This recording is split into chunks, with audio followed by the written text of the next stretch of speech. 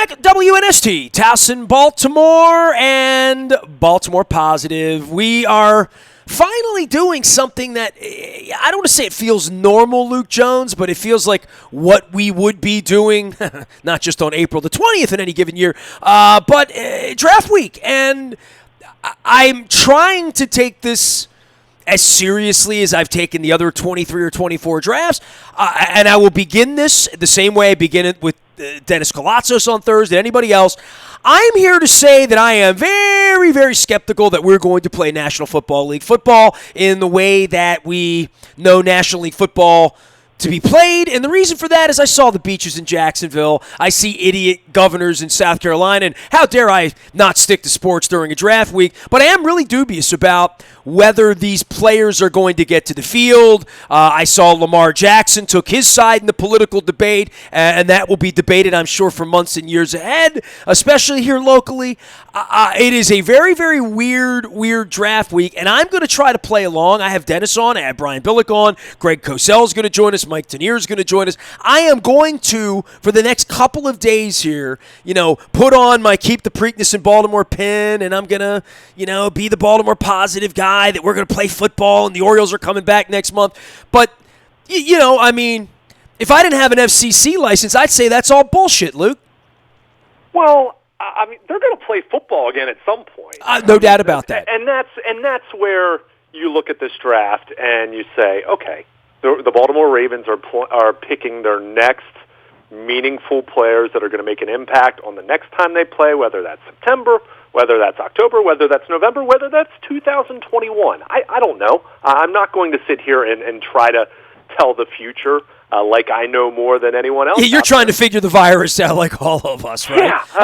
Fauci had the best line. The virus will decide whether we play football, and how smart we are as a culture will decide if we play football or if. And we went through this a couple weeks ago. You want to go to a baseball game. You're watching Michael Jordan and crying your eyes out on Sunday. I have Cal Ripken up in the audio vault right now, the Buy a Toyota friends who are keeping it open, and I see their commercials on TV. Everybody's trying to figure out how to do this because there is no playbook for this, and the NFL's the one group that's gotten together and said, let's pick football players by Zoom on Thursday. And they're going to do it. And I don't think it's a bad idea. I just have a harder time being real schooled up on this right now when we have a pandemic going on, nobody's working, and the guy running the place acts like a drug addict every night. So it is a little weird for me to get worried about how Eric DeCosta's internet connection is going to be on Thursday night. So that's the real part. And we'll get to the football part of this later, but that's where I am on this, right? Yeah, and I think that's fair. And at the same time, I think there's plenty of people who look at the NFL draft as a sports fan, as a Ravens fan, and you hear the word draft, and what's the one word that comes to mind immediately? Beer. The future. Oh, I'm sorry. Future. The future and what's going to happen down the line, and that's what everyone's doing right now in a larger scale sense. How is this going to end? When are we going to get back to some sense of normalcy? And again, I don't know what that timeline's going to be, but it will happen at some point, and that's where it is exciting as a Ravens fan, thinking back to, it was roughly 3 months ago when they lost to the Tennessee Titans, and it was heartbreaking and disappointing and a missed opportunity, but you remind yourself that they were 14-2, that they were easily the best regular season team in Ravens history. So that's where it is exciting then to look at the draft and say, okay, how can they augment this football team that is really, really impressive on paper, even with the retirement of Marshall Yanda, when you consider bringing in a Calais Campbell, bringing in a Derek Wolfe, understanding that, they have some positions they need to address. There's no question about that. But even before considering the draft, this is a team that has very clear Super Bowl aspirations. This is the first time since 2012 where you can really, truly look at this football team and say, it's Super Bowl or bust. It's that simple. Anything less than winning the Super Bowl is going to be considered a disappointment at this point. And people would argue back in December that it was the same mindset, but you still acknowledge that it was a very young football team and a group of guys that still hasn't won a playoff game, which is still the truth if we're arguing that. But I think where this is exciting is the Ravens being what they are on paper, understanding that they have 2 second-round picks, 2 third-round picks. They have 7 selections in the top 150, and typically that's where you want to be in any given year, and sometimes it's more, sometimes it's a touch less. You're talking about 150, 160, 170 draftable players, and we'll hear Eric DeCosta by the end of the weekend give his number on how many he felt, but that is a golden opportunity. When you have 7 choices in the top 150, that is a golden opportunity to come away with, if you're having a really good draft. So you think back to 1996, you think back to 2 years ago, when you have that many picks in the top 150, you're hoping you can come away with 3 starters. Maybe not day 1 starters, but guys that could be starters for you in the next year or two. 3 starters and a couple other key contributors, rotation guys, some guys who are really good depth for you that you're going to need at some point. That's the kind of opportunity you have. And when you consider where the Ravens are right now, as good as this team is, as great as this team is on paper right now, we also remember what? Paying Lamar Jackson is happening at some point in the next 18 to 24 months, let's say, if not a little bit sooner than that. Ronnie Stanley, I'll continue to say, is going to be the highest paid left tackle in the NFL. Or he's going to be 1A with Laramie Tunsil. I mean, that's just the reality of where he is. Marlon Humphrey's going to be one of the highest paid corners in the NFL. So you're talking about some lucrative, market-setting, salary cap-altering commitments the Ravens are going to have to make in the next couple years. So in order to extend and keep their championship window open, what becomes that much more important? The draft. That's why when you look at these next 3 days coming up, it's going to be so important. It's such a great opportunity for this team to not just improve its chances in 2020, but to extend that window, to make this roster that much more viable when you add some cheaper talent that's going to be on rookie contracts for the next 4 years when you consider some of the guys that they're going to have to pay.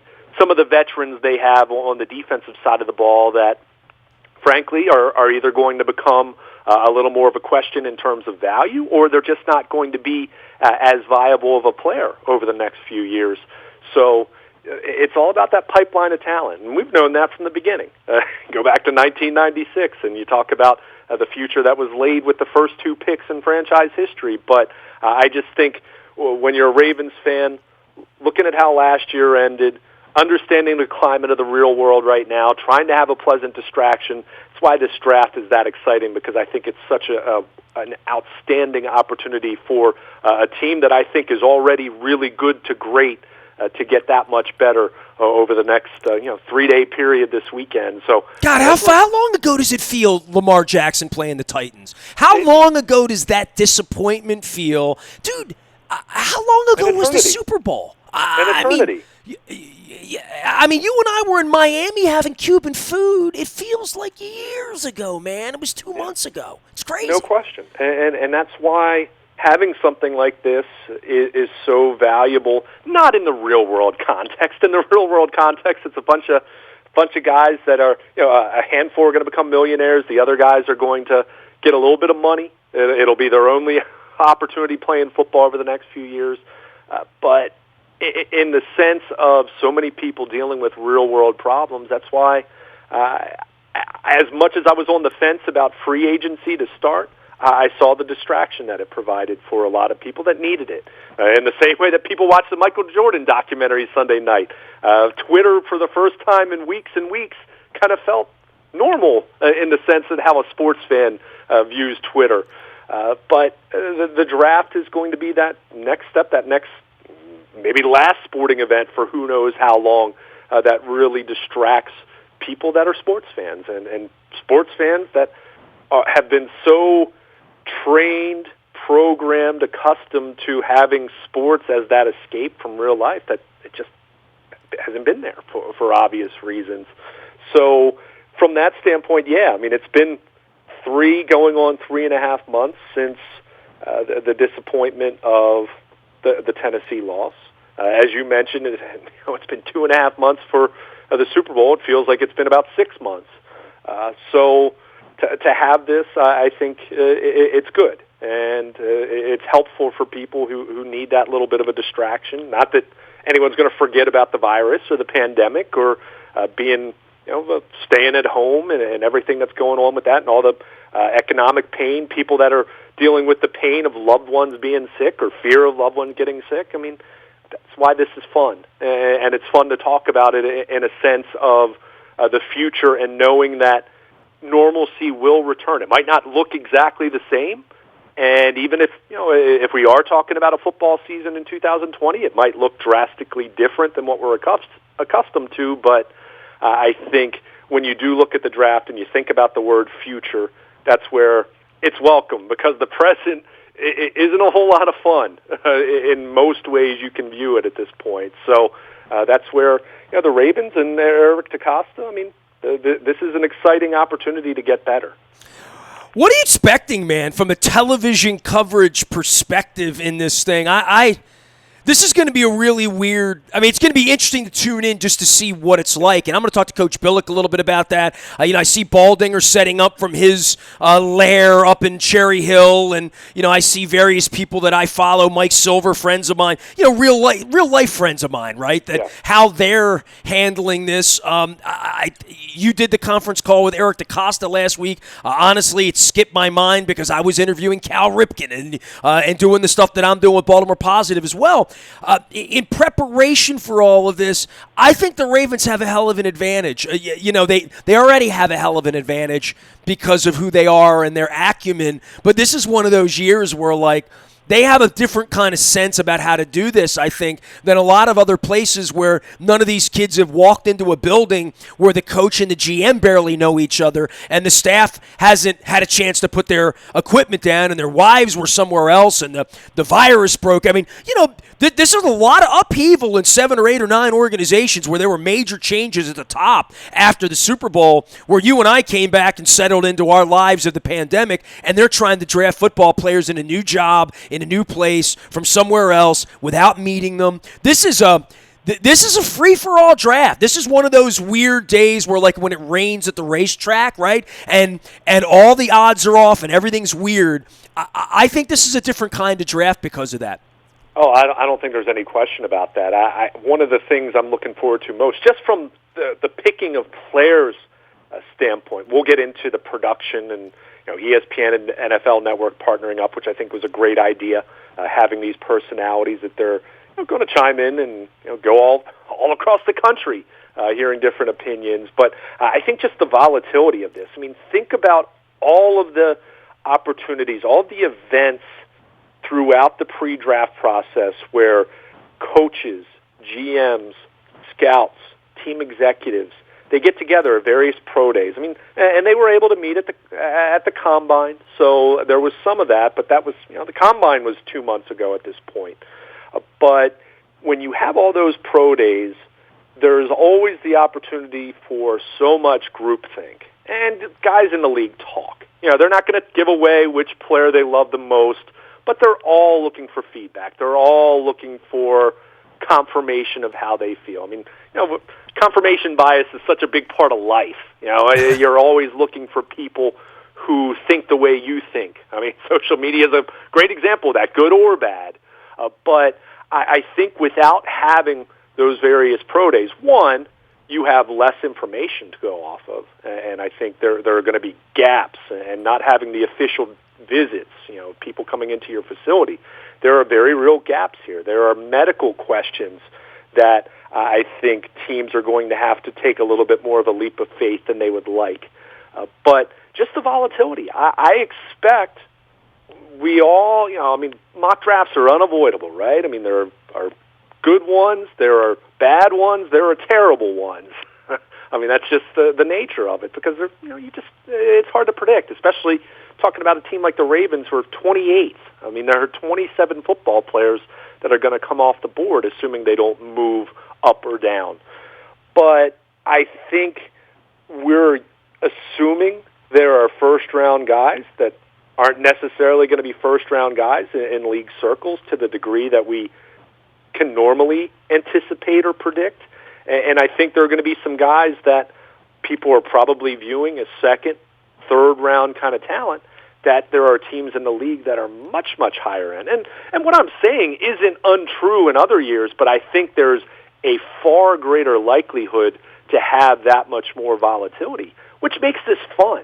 I mean, in all honesty, yeah, you can look at Mel Kiper or Daniel Jeremiah or Todd McShay or Matt Miller of Bleacher Report. I mean, you can look at any Dan Shonka, any draft pundit that you've come to respect and follow over the course of the year. And if the draft went exactly like their mock draft went, it'd be kind of boring, right? I mean, we all love having those head scratchers that, oh my goodness, who'd the Raiders pick? I mean, we can all think about all those different examples, the Browns, whoever. So, you know, that volatility that I think always makes this fun, even though I certainly wonder if we're going to see as many trades because of the format of this and the challenges it presents. I certainly am looking forward to seeing some guys picked that no one was anticipating going at that point in the draft, and seeing some other guys that people thought were a surefire first-round pick, they slide, and then what that could potentially mean. So to get back to what you said about the Ravens having an advantage, the continuity is one, and the other, and there are other teams that subscribe to this as well. It's not just the Ravens. There are other teams that have been very successful with the draft in recent years. The New Orleans Saints come to mind in that regard over the last 5 years or so. But valuing the tape, and we've heard DaCosta and company, Ozzie Newsome, talk about this for years. When you don't have the pro days in the same way that you're used to having them, when you don't have the pre-draft visits, you go back to your roots. And what is that? Watching the tape. Your scouts being on location, your area scouts watching these guys all last fall. These guys, some of these guys they watched 2 falls ago. So there's a much heavier reliance there. So again, that's where you do look at a team like the Ravens and say, advantage. There's an advantage. There's no question about it. Now, that doesn't mean it's all going to work out, and you're one bad first-round pick away from people saying, well, that wasn't such a great draft. Brashad Perriman 5 years ago, perfect example of that.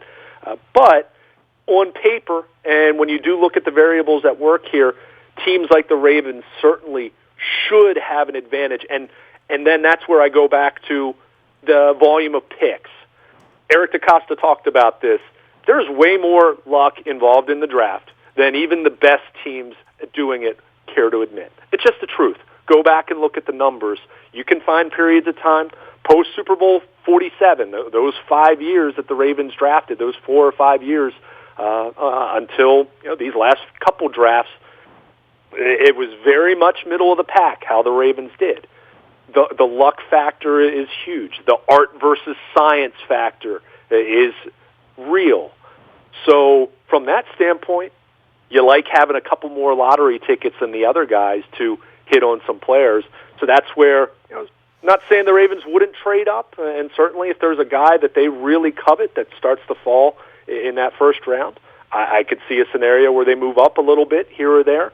But at the same time, DaCosta loves picks, and the reason why is when you do have luck and volatility involved, the more chances you have at it, the more swings you can take. The more chances you get a Marshall Yanda or a Matt Judon. You are right, that you're going to come away out of those 7 picks. It's what I said. If you can come away with 3 guys that are maybe not day one, but guys that are going to be starters for you over the next couple of years. Well, look at what they've done with Zeus. Look at what they've done with Mark Andrews. They jettisoned their first-round draft pick from a couple of years ago. The guy they liked more than Lamar, right? Yeah. I mean, and Eric's maneuverings are different than Ozzie. Would you? I mean, and I would say that we will talk about this more next week after another draft and where we are and where how they're 14-2 and how they built around this quarterback and how the coaches fell in line. I mean, there's plenty of praise to go around for the Ravens, and there will be plenty of that, I'm sure, on the television on Thursday night when they get on the clock at 14-2. But there's also the damnation of,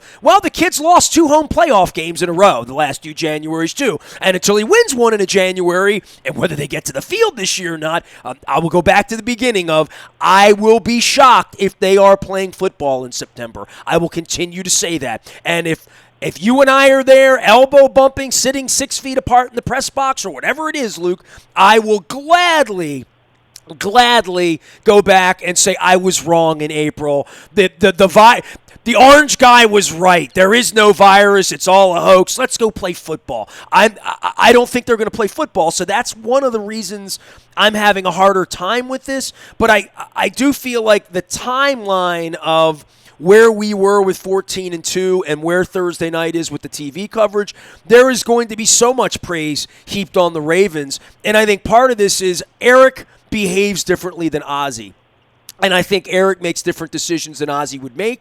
And I think Ozzie's a part of that, but I think Eric's pushing buttons now. And I don't know that Ozzie just would have thrown away a first-round draft pick, 22 months late.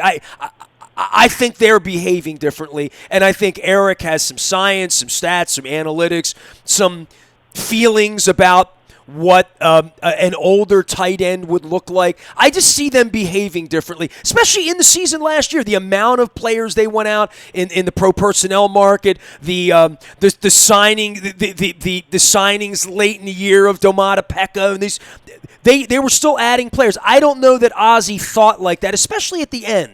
I think Eric has a different energy about this than maybe Ozzie had at the end.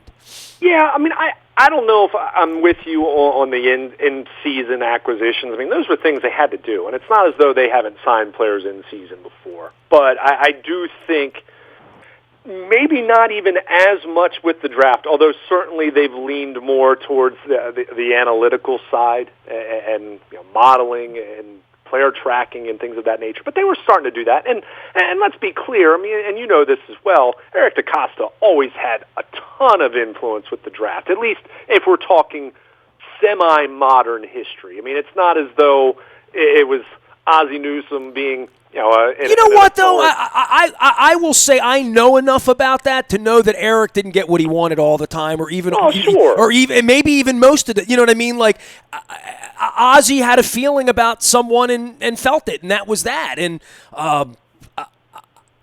I really do think that's fascinating because that's Purple Rain 3, right? That's another book.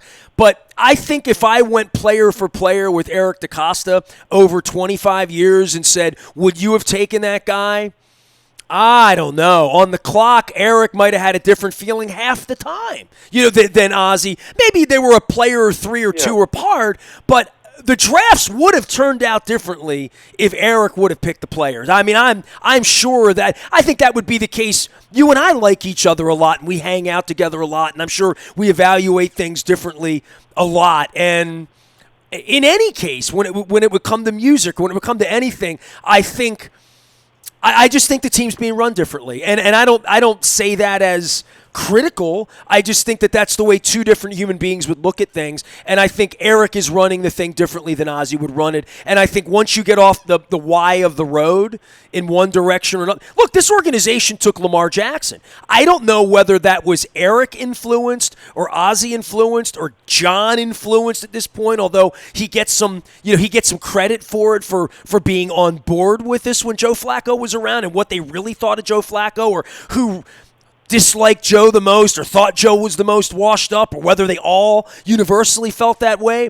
But it is a fascinating case study as to what's happened to this franchise over 24 months now, right? When you consider where they were with Flacco, the decisions made to draft Hayden Hurst and jettison him, bring in Lamar Jackson, how deft they've been later in the rounds at getting starting players, right? And then the direction of a 14-2 football team. And then this year, having this incredible market advantage of all the doors being shut everywhere to all the players and all of this lockdown, that I think that this should allow them to clean up, I think. Now, maybe Eric would disagree and say the reason we're so good at this is because we feel in touch and have more access to the players, that taking the access away, maybe that hurts the Ravens more in reality. I mean, I watch these faux press conferences they have now. I don't garner anything from Eric. Eric has gotten so good at being Switzerland and all of this stuff. I have no insight into this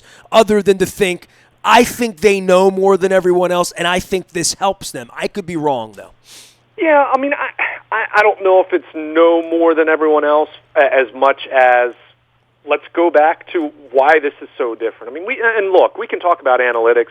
We can talk about it being Eric DeCosta versus Ozzie Newsome. I think that inherently is going to change some results with the draft. Although I can tell you players in somewhat recent history that Eric DeCosta absolutely loved that they drafted and didn't work out. So, I mean, Ozzie Newsome didn't bat 1,000, and Eric DeCosta. Yeah, someone there loved Brashad Perryman or Matt Elo. You know what I mean? So somebody in there was really in love with those guys, and somebody was like, maybe we should take the other. Exactly. I hear you. And right. But I talked about that at length with the envelopes, right? I've told the envelope story, which I used to do every year, and that really gave me a sense of 10 people seeing it 10 different ways, and that name comes up, and everybody says, yeah, I was on board with Lamar. There were 3 or 4 people over there, if not more, who said, what?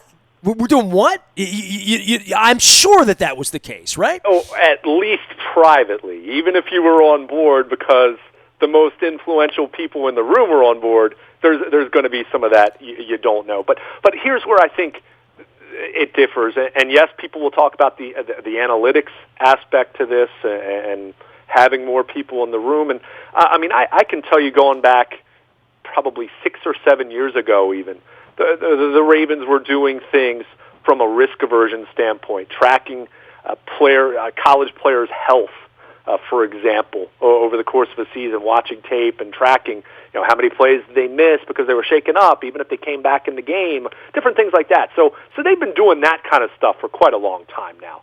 But I think where the Ravens can really differentiate themselves is that they are zigging while everyone else zags. I mean, it's really easy to look at the last 2 years, and it comes down to one thing. They drafted a quarterback who is unlike any other quarterback in the league. And they run an offense that is unlike any other offense in the league. And that makes their needs different. So that's going, and it doesn't turn a first-round player into a fifth-round player and vice versa. But when you have evaluations, talent evaluators in the NFL and general managers would tell you they have clumps. And what that means, when you put together your draft board, you have a clump of players who are a very, very, very similar grade. And when you have that clump, it might be 6 guys that have a grade that's almost impossible to distinguish between the 6, and that's where you then look at need.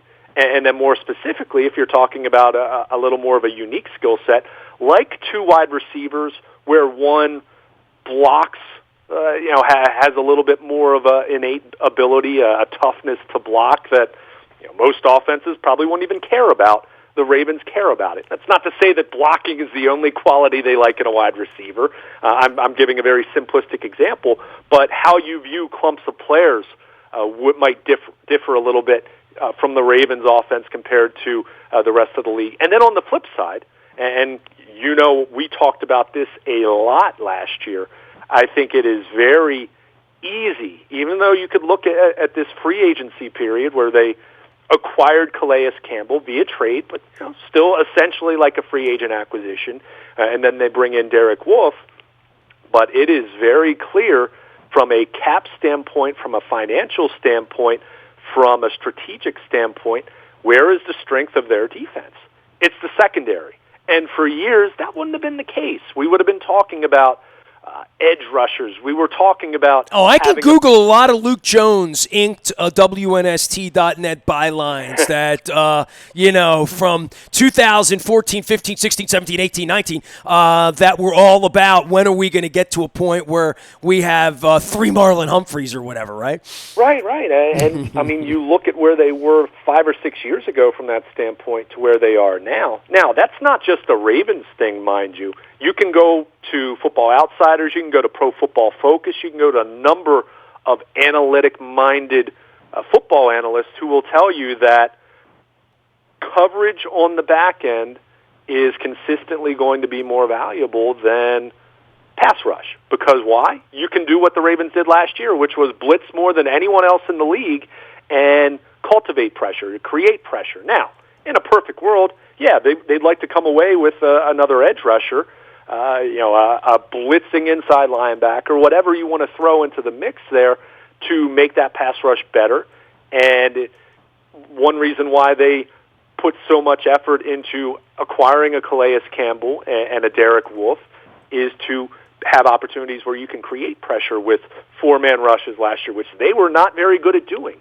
But what they were good at doing was blitzing, sending five or more roughly half the time. I mean, that's where they were. They blitzed so much more than just about every team in the NFL. They blitzed more than every team in the NFL, but it was a wide margin for all but one or two other teams were kind of within striking distance, I guess, a little bit. But again, the value to that defense was invest in the back end of that defense. And right now, you look at the money. Follow the money on that defense. Where is it? Okay, Calais Campbell, they finally have someone in their front, on their defensive line, that from a pass rushing standpoint that they invested in. Matt Judon, yeah, he's got the franchise tag. We'll see what happens from a long-term standpoint. But look at the money invested in that secondary. Earl Thomas. They gave Chuck Clark, who's a guy that you would still view as a little bit more of a complimentary player. Not a knock on him, but he's not a superstar. But he wouldn't have been on the field, right? I mean, had things worked out the right way. Sure, but they invested in him. Certainly at the cornerback position with Tavon Young last year, Marcus Peters, bringing back Jimmy Smith for one more year, knowing that Marlon Humphrey is a huge payday away. So you just look at the money. The money is all invested in the secondary. Now, that's not to say that they're not going to do some work here over this 3-day period to add to that, and certainly they need to add an inside linebacker. Certainly they would stand to benefit from adding another edge defender. Certainly, I think it would behoove them to add another defensive lineman a little bit later in the draft, because you do look at their D-line right now and say, okay, Calais Campbell's going to be 34. Derek Wolfe is 30. Brandon Williams is on the wrong side of 30. So they need some youth there, but in the short term, it's in pretty good shape. So, but you still come back to this defense. Are they a better football team today than they were 8 weeks ago, in your mind? I think it's defensively they are. I think it's really difficult to say yes. Well, they're about to add 9 new players, right? So, right? Sure, but at the same time, Marshall Yanda, everyone else in the league is adding 5 to 9 more players as well. But losing Marshall Yanda is that's a big net loss there. Calais Campbell is a significant net gain. I think Derek Wolfe is a solid gain. So I'm reluctant to say they're definitely better, but at the same time, when you consider how young they are on the offensive side of the ball and what they've done with their defensive line, at the very least, they haven't gotten worse in that regard. And now you throw the drafting potential in the mix, understanding they have a first-round pick, 2 second-round picks, 2 third-round picks. The potential is there definitely for them to be better in that regard. So it would be disingenuous to try to dismiss or downplay the retirement of a guy who is one of the 5, 6, 7 best players in the history of the franchise, hands down. But you have added a Calais Campbell who is a 5-time Pro Bowl defensive end, a guy who's still a really damn good player approaching his mid-30s, which is pretty rare. And also, have to keep in mind, that's not going to last forever. You hope it's not for another year or two, but you never know for sure. But to answer your question, am I convinced that they're definitely better than they were at last year? Not yet, but the potential should be there for them to get into that territory. If they can have another draft like, say, they had 2 years ago where, okay, you're not going to be drafting another Lamar Jackson because you have your franchise quarterback, but look at the other starters they came away with in that draft. Orlando Brown, Mark Andrews, 2 guys who made the Pro Bowl last year, and Bradley Bozeman on day 3, who became their starting left guard. So if you can have that kind of a return, boy, you are setting yourselves up to be in fantastic shape to take down Kansas City in the AFC and to go to and win a Super Bowl. So I think the potential is certainly still there for them to be a better football team than they were last year. But got to hit on these picks. I mean, everyone right now is looking at their picks and saying, that first-round pick or that second-round pick, that third-round pick, those picks look great until you make them, and then it's a matter of understanding that a certain percentage of them are not going to work out, because that's just the way this works. The Ravens drafted Deron Jenkins in 1996. I remember that. Traded up. Yeah. Yeah. So you just remember, not every pick's going to hit, but the more picks you have, you improve the odds of coming away with more impact football players. We're going to talk draft this week, but Deron Jenkins, where'd you just come up with that? Well, I was just saying you got the media guide open or something? No, I was just saying that even with the greatest draft in the history of the franchise, my goodness, they drafted Hall of Fame players with their first 2 picks. The very next pick, which I believe, if you go back and look, I'm doing this off memory. I believe Brian Dawkins may have been taken with a pick or 2 after Deron Jenkins.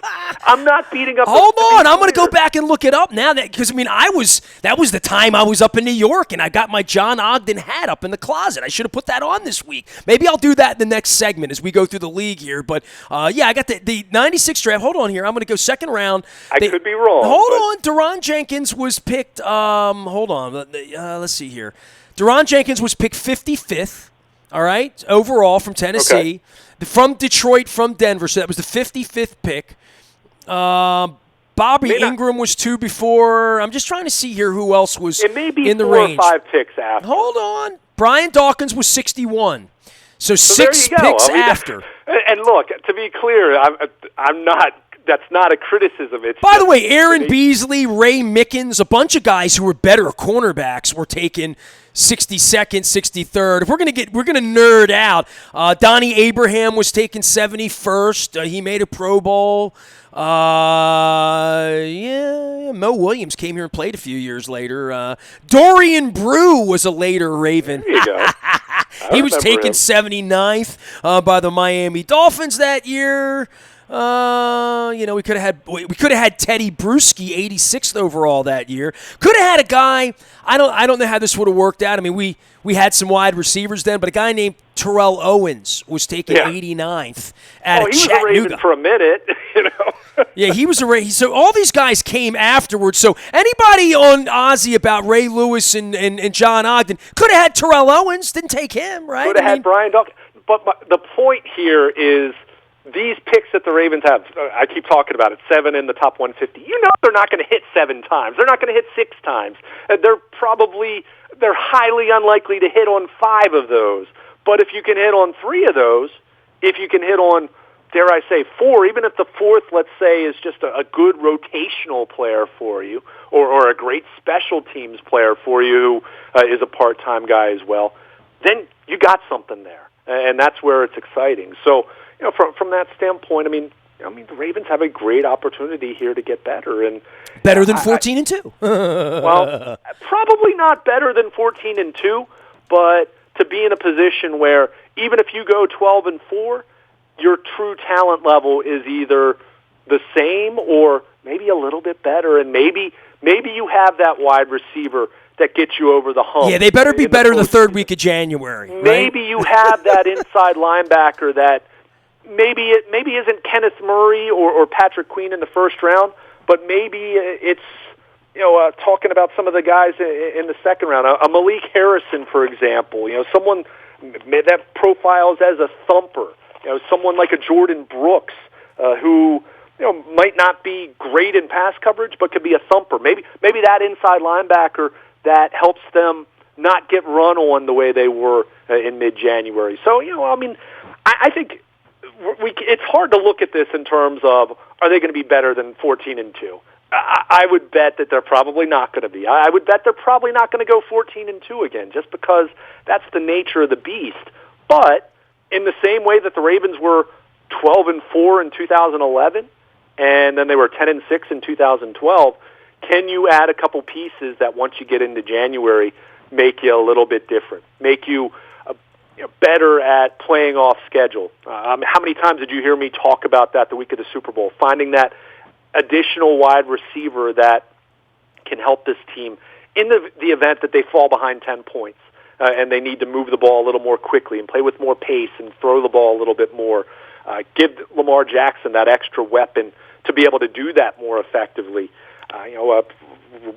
It's clear a priority on the defensive side of the ball has been to what? Improve the run defense, which we saw them have so many issues with. Calais Campbell, as much as you want to talk about what he might do from a sack and pass rush standpoint, one of the absolute best run defenders in the NFL. Derek Wolfe, a very good run defender. So you see that they've addressed some of their flaws from last year that didn't necessarily manifest until that playoff loss, because they had won 12 in a row, and now it's a chance to further address that and to just improve themselves in general. I mean, yeah, they've got 3 or 4 needs that they need to look at and address, but even said, when I say need, that's still very relative to a lot of football teams. I mean, there are teams right now, and the Ravens, not that terribly long ago, 3-4 years ago, how often would we say, boy, they absolutely have to nail this draft if they want to put themselves back in true contender territory? The Ravens, I can say right now, even if this draft doesn't go as well as they like, they're still in contender territory just because of what they already have. So, again, that speaks to what a wonderful opportunity they have here over this week to get that much better and to improve their odds that much more, which are already pretty darn good. You know, it's kind of Kansas City. You know, Kansas City 1, Ravens 1A. When you look at some of the early odds makers and things of that nature, and it's fine. I mean, Kansas City won the Super Bowl. They should be viewed in that context. But the Ravens are right there with them. So this is a great opportunity to gain a couple separators in that regard. So I think it's going to be fun to see how it plays out. And when you're picking 28th, it's really difficult to envision how it's going to go. I could see them just as easily moving back a little bit, as much as making their pick at 28, just because of the depth in this draft and some of the guys that could be available in rounds 2 and 3. But that said, there are some great opportunities for this team to get better. So it's going to be fun to see how it plays out. And when you have some clear needs, but not one so specific that you feel like you have to reach, I think that's where you want to be, and that's where I think the Ravens are going into this draft. The weirdest part is about how we're talking about a 14-2 football team getting better. Luke Jones will be around all week long. I've got my Dundalk FC from Ireland jacket on here, so this is not the Dundalk High thing here. We talk so much about needs around here. I'm covering up my Chicken Palooza shirt around here. Royal Farms is still there for all of your needs, open for all the essentials you need during the pandemic, and for a limited time, made to order Italian turkey or chicken salad subs, just $5 during the Royal Farms spring sub sale. Get in there. I go for the fried chicken. They got a 16-piece chicken family feast, 2 large sides, and a free 2-liter Pepsi product. Royal Farms, real fresh, real fast. Get in and take the fried chicken home. I bring it home. I warm it up on the oven about 375 for about 5 minutes or so and crunch away.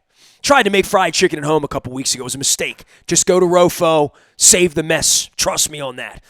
Nasty at WNST.net finds me. We're doing Baltimore Positive all week. You can find Cal Ripken up in the buy at Toyota.com Audio Vault. I am going to take a little bit of a break for a couple of days getting up to the draft to do football. We are going to have a lot of football stuff here the next couple of days. You'll hear from Brian Billick. You're going to hear from Greg Cosell. Dennis Kolatzos is going to join us before Thursday. He'll be here 3 to 5. There's breaking news, and there will be on Thursday, Friday, and Saturday. Sports-wise, you'll get it on the WNST text service, all brought to you by Coons Ford of Security Boulevard.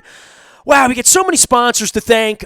Some of them struggling right now. Shut down Planet Fitness. I'm encouraging everyone to get online and go to planetfitness.com and find out the ways you can work out. My wife's been working out every morning. She looks beautiful during this pandemic, trying to stay fit, doing the right thing, because I am eating some Royal Farms chicken. I am having an ice cream cone every night. We'll shout out to the Harka brothers there as well.